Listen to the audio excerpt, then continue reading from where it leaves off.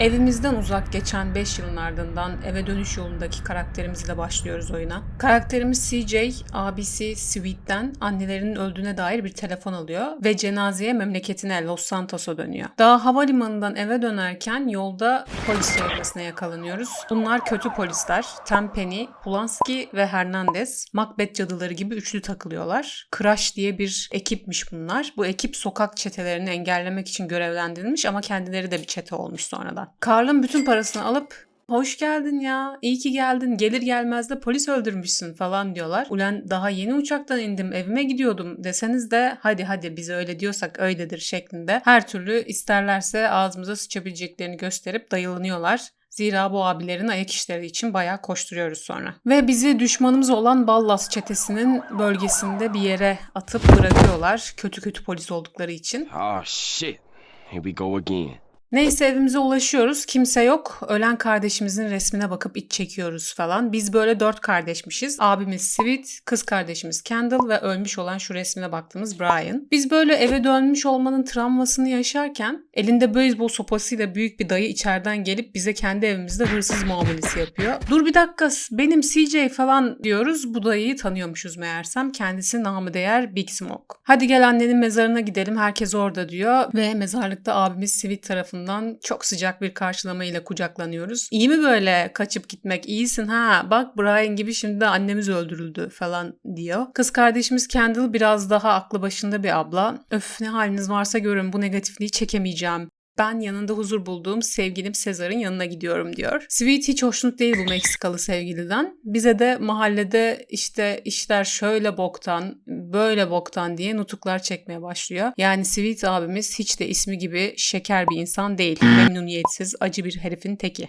Böyle güzel hoşbeşlerle mezarlıktan ayrılırken bir arabadan üstümüze ateş açılıyor. Güpegündüz sokak ortasında, böyle şeyler normal çünkü burada. Big Smoke'un arabasının da canı götündeymiş. 2 kurşun yiyince hemen havaya uçuyor. Burası böyle New York çeteleri gibi. Vagos çetesi var, Ballas çetesi var, biz varız, Grove Street çetesi falan. Çete ortam yani. Biz ekipçe ne arabada patlayınca işte yolun karşısındaki bisikletlere atlayıp kendi mahallemize dönmek için pedal çevirerek bu Ballas çetesini atlatıyoruz. Sonra abimiz Sweet diyor ki al boyan bitmiştir, git biraz sokaklarda grafiti.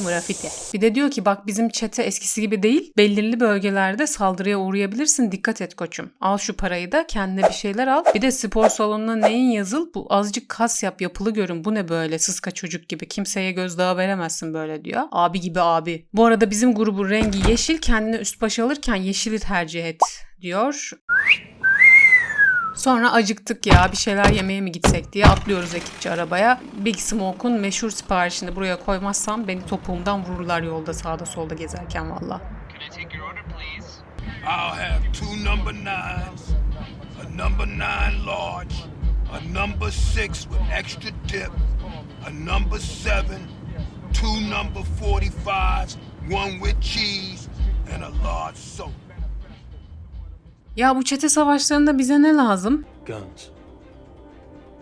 Lots of guns. Uyuşturucuya bulaşmak istemediğimiz için hırsızlıkla elde ediyoruz ihtiyaçlarımızı. Bulabildiğimiz her yerden silah çalmaya girişiyoruz. Bu arada Sweet, Kendall'ın Meksikalı sevgilisine takmış kafayı. Başka çeteden sevgili mi olur falan diye. CJ'ye diyor ki git şu Meksikalı sevgiliyle ilgilen, kız kardeşine abilik yap. Gidiyoruz. Meksikalı sevgili Sezar çok kral adam çıkıyor. İyi anlaşıyoruz. Araba falan hoplatıyoruz beraber. Bir yerde Sweet bizim çete içindeki ailelerle bir görüşmeye gidiyor. Ama polis basıyor burayı biz arabada beklerken. Agamızı yalnız bırakmayalım diyoruz ama Ryder ve Smoke ay biz güleriz falan diye eyvallah çekip bırakıyorlar bizi orada. Biz kilolarca SWAT polisini tarıyoruz. Helikopter falan düşürüyoruz maşallah. Çıkışta Smoke ve Ryder bizi almaya geri geliyorlar. Allah razı olsun ya. Ne iyi adamlar şunlar değil mi ya? Neyse buradan sonra Sweet Ballas çetesine yapacağımız büyük baskından bahsediyor. Tam o sırada Sezar arıyor bizim birader.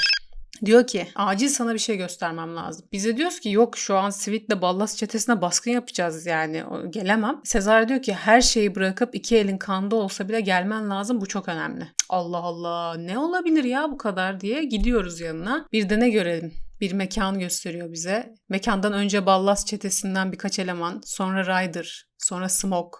En sonunda Tenpenny çıkıyor. Yani abimiz Sweet şu anda bir tuzağa doğru gidiyor. Biz şok. Hemen Sezar'a diyorum ki sen Kendall'ı güvenli bir yere götür, ben Sweet'e yardıma gidiyorum. Ben varana kadar Sweet vurulmuş. Polisler geliyor falan. Hop kafamıza bir çuval. Bir açıyoruz gözlerimizi. Tenpenny ve çetesi bizi böyle bir hiçliğin ortasına getirmişler. Sweet hapishane hastanesine yatırılmış.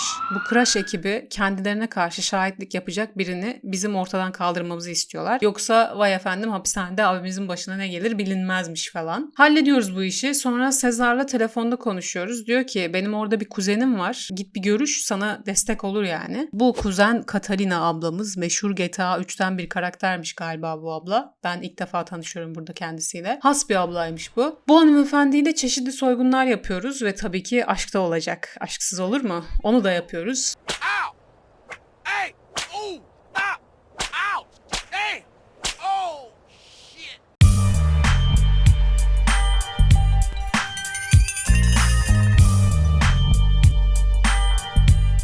Sonra Tenpenny bizi Truth diye bir abiyle tanıştırıyor. Hippie bir abi bu. Diyor ki bu adamdan uyuşturucu alıp bizimle uğraşan savcının arabasına koyacaksın. O işi hallet. Sonrasında bu Truth abiyle iyi arkadaş oluyoruz. Onun görevlerini falan da yapıyoruz.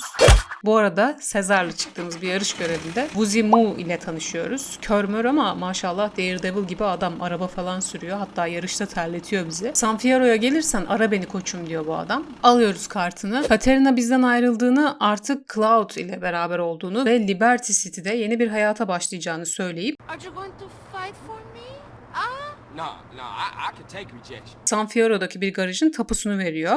Onunla yarış yapıp kazanınca al sana ödül diye veriyor burayı. Şu bizim otçu Truth, Sezar ve Kendall'la beraber bu garaja gidiyoruz. Neymiş bu elimizdeki tapu bir bakalım diye. Bayağı kırık dökük bir yerle karşılaşıyoruz. Ama tapulu mal mekandır yani her türlü. Bir şekilde adam edilir burası diye Kendall Hatun vizyonunu basıyor ortama. Sonra şu uyuşturucu alışverişi muhabbeti var ya, Sezar'la gidip bu buluşmanın kimler arasında olduğunun fotoğraflarını çekiyoruz. Önce Ryder geliyor. Sonra tetikçi T-Bone Mendes. Sonra tanımadığımız neydi belirsiz Mike Toreno adında bir Amerikalı ve son olarak da San Fierro'nun en ünlü kadın tüccarı Gizzy B.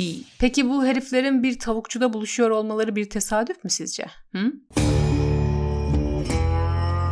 Bu fotoğrafları Wuzimu'ya gösteriyoruz. O da istihbaratı güçlü bir abi olduğu için diyor ki bu grubun adı Loco Syndicate. Uyuşturucu işinin patronları bunlar. Vay annesine ya. CJ bu heriflerin içine sızmak için önce Gizzy B'nin güvenini kazanıp onun işlerine koşturuyor. Derken bir gün Gizzy B T-Bone Mendes ile konuşurken T-Bone'a haber geliyor. Kargo pusuya düşürülmüş falan, mallar çalınmış diye. Hemen gidip geri almamız lazım. Tabii ki daha geçen hafta işe başlamama rağmen benimle yapacaklar bu işi. Kimle yapacaklar? Bir kargo daha kaçırılmış. Üstelik bu kargonun yanında şu Amerikalı adam Mike Toreno da kaçırılmış. Mallarla birlikte kamyonun arkasındaymış. Biz onu kurtarınca diyor ki sen kimsin? Haklı olarak yani normalde diğerlerinin de sorması gereken bir sorguya çekiyor bizi. Hayırdır bizim işimize böyle dahil olmacılar falan, dün yoktun bugün varsın ne iş falan diye. Vallahi senin diğer elemanlar hiç çekinmeden yanımda uyuşturucu paket konuşup göreve yolluyorlar beni. Ben de anlamadım diyesim geliyor ama demiyorum. Neyse getir götür derken Wuzimu'yla tekrar görüşmeye gidiyorum. Korumalarından adamın kör olduğunu öğreniyorum burada. Çünkü anlamamışım. Biraz şapşal olduğum için herhalde. Araba yarışı falan yaptık biz bu adamla. Nasıl kör ya falan diyorum. Koruma da diyor ki çok şanslı bir adamdır bizim patron. Buna yoruyor. Wuzimu abi diyor ki ben Mountain Cloud Boys'un patronuyum aslında. Gel sana bizim işleri nasıl şiddete başvurmadan çözdüğümüzü göstereyim diyor. Oh, sorry. Didn't see you lying down there. İşler hiç de şiddete başvurmadan çözülmemiş burada, onu görüyoruz. Sonra biz şu Loco Syndicate işini bitirmek konusunda somut adımlar atıp Gizzy B'yi haklayıp telefonunu alıp bir sonraki buluşmanın yerini öğreniyoruz. Sezar önden keskin nişancı tüfeğiyle yeri ayarlamış zaten. Wuzimu'nun adamları da yardıma geliyor ve T-Bone Mendes'i hallediyoruz. Aynı zamanda Ryder da geliyor. Eskiden dost bildiğimiz göt lalesi. Onu da indiriyoruz burada. Mike Toreno'yu da helikopterle kaçarken havaya uçurup hallettiğimizi düşünüyoruz artık hepsini.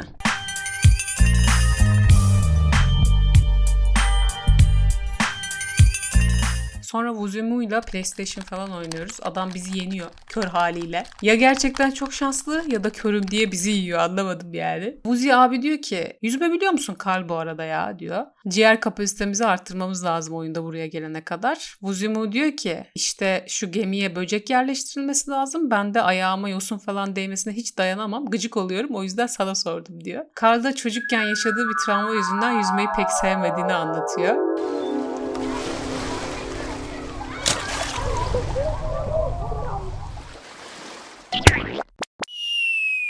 Hikayeye pek de bir katkısı olmayan böyle saçma sapan bir detayı neden anlattım? Mad Dog'u anlatacağıma, O.C. Locke'u anlatacağıma mesela. Neden? Çünkü komik. Bu sırada araba çalıp yenileyip aldığımız araba galerisinde satarak hatırı sayılır para kazanıyoruz. Sonra böyle bir yerden bir yere koştururken bilmediğimiz bir numara arıyor bizi. Tanımadığımız değiştirilmiş bir ses. Diyor ki kardeşinle ilgili önemli bilgilerim var. Gel Las Venturas'taki çiftlikte benimle buluş, bir dost. Karda diyor ki sen kimsin? Annem hep yabancılarla konuşma derdi falan. Bak şimdi annene ne oldu diyor. Karşı taraftaki adam da, biz böyle dumur kalıyoruz. Gidiyorum çiftliğe, bu gizemli adam Mike Toreno'ymuş. Biz şok. Karl hemen böyle yalvarmaya başlıyor. Elini ayağını öpeyim abi, sana yamuk yaptım ama ölmek istemiyorum falan diye böyle iki büklüm oluyor. Yani yaşama içgüdüsüyle herhalde, hayatta kalma içgüdüsüyle. Toreno da diyor ki bir sakin ol lan diyor, bir tokat at. Ben Loco Syndicate falan işlerine derin devlet ajanı olduğum için girişmiştim zaten. Şimdi de bana senin gibi bir maşa adam lazım.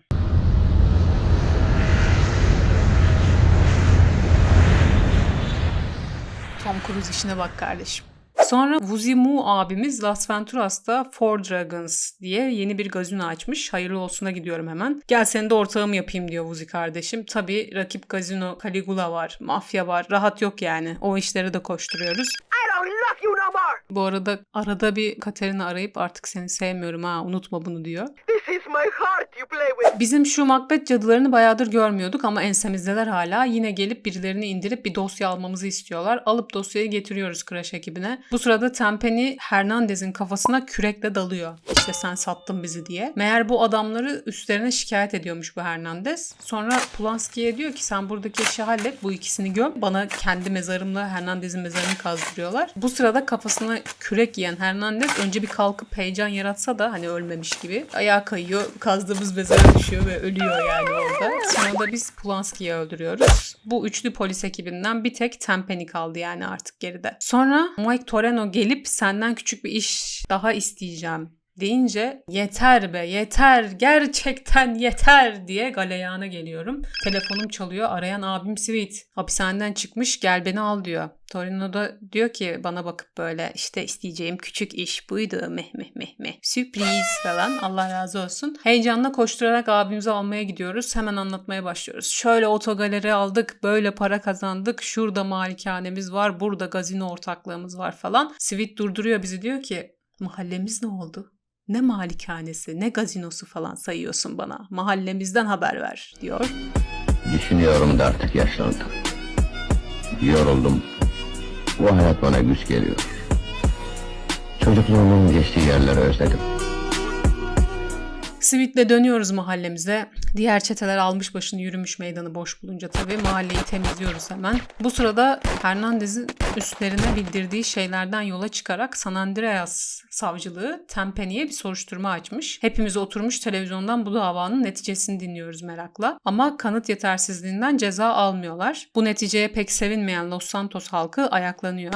Bir yandan çeteler, bir yandan halk ayaklanması derken Grove Street çetesi Los Santos'a hakim oluyor ve bu esnada Sweet Smoke'un nerede saklandığını öğrendiğini haber veriyor. Vay şerefsiz diye hemen oraya gidiyoruz. Sweet'e diyoruz ki ben tek halledeceğim bu işi, sen gelme. Big Smoke çelik yelek giymiş, oyun oynayarak beni beklediğini söylüyor. Vallahi hiçbir pişmanlığım yok, ben dokunulmazım muhahaha falan diye. Hadi şu işi bitirelim diyor yüzsüzce. Öldürüyoruz onu orada. Son nefesinde yine de bir diyoruz ki neden abi ya? Neden diye soruyoruz. Big Smoke da işte parayı sevdim, iyi kazandım, beni kimse unutmayacak, hep adımı hatırlayacaklar falan diye gev boş yapıyor. Sonra da ölüp gidiyor işte orada. Tam bu sırada içeri Tenpenny giriyor. Big Smoke'un paralarını diyor ki şu çantaya doldur da kaçayım ben artık. Yani benim şimdiye kaçmam lazımdı zaten. Silah doğrultuyor bize. Biz de kuş mu o arkanda, Sweet mi geldi falan diye böyle şaşırtarak onu kaçıyoruz Tenpenny'den. O da para çantasını alıp arkadan yangını çıkarıp itfaiye aracıyla falan kaçmaya girişiyor. Biz de o sırada koştur koştur binadan peşine düşüyoruz. Bunlar olurken de Sweet dışarıdan görüyor Tenpenny'nin itfaiye aracıyla kaçtığını. İtfaiye aracının arkasına böyle atlıyor. Sonra biz de arabayla arkasından işte klasik GTA şeyleri alıyoruz abimizi arabanın üstüne. Kovalamaca falan derken itfaiye aracıyla Tenpenny bizim mahallede, bizim evin önünde direkt kaza yapıyor. Carl silahla başına geliyor böyle, hani tam kafasına sıkacak. Sweet diyor ki dur ya yapma, boşver diyor yani. Sen şimdi tetiği çekince polis öldürdü olursun. Bırak bu kendi pisliğinde ölsün yani. Kaza yapmış, ölmüş olsun. Ve burada bitiriyoruz oyunumuzu. Dönüp evimize gidiyoruz. Bu kadar. That's it. The end. Finito.